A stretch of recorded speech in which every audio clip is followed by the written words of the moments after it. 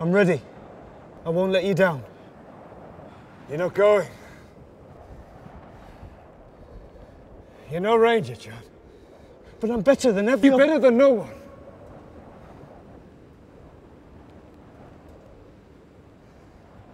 Here, a man gets what he earns, when he earns it.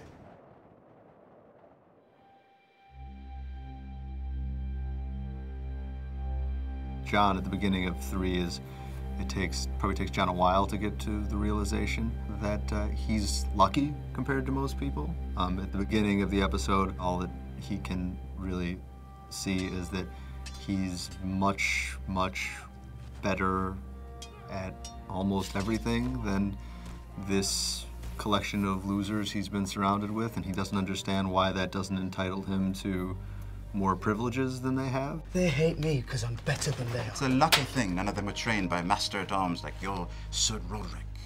I don't imagine any of them have ever held a real sword before they came here. It's with Tyrion's help that he comes to understand that he is better than these people because he's in fact been very, very lucky in the grand scheme of things. I think one of the important lessons that Jon Snow is forced to reckon with is that he's grown up his whole life with this chip on his shoulder. He's grown up believing that he's someone who's been treated unfairly.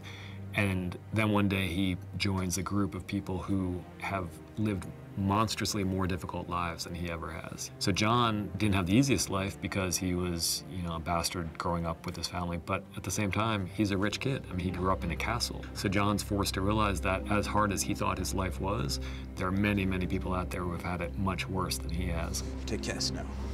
Farewell, my lord. He has to learn that the hard way, but he learns that lesson, and he probably ends up a much better person for it.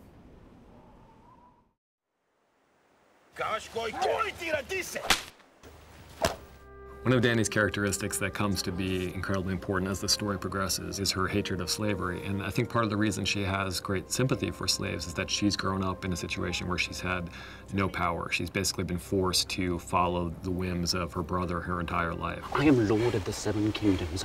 I don't take orders from savages or their sluts.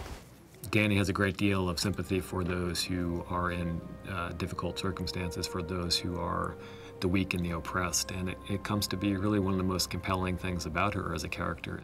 I mean, she's been property for all intents and purposes. She's been her brother's slave, and so I think she has an affinity for these people, and she can actually look at these people and start to think about what their lives are like, maybe feel the empathy with them that is natural to somebody who's sort of a slave herself.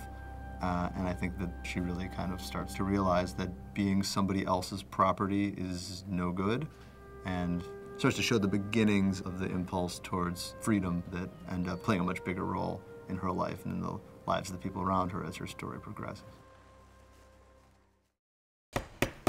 Enough of that, young lady. Eat your food. I'm practicing. Practicing for what? The prince.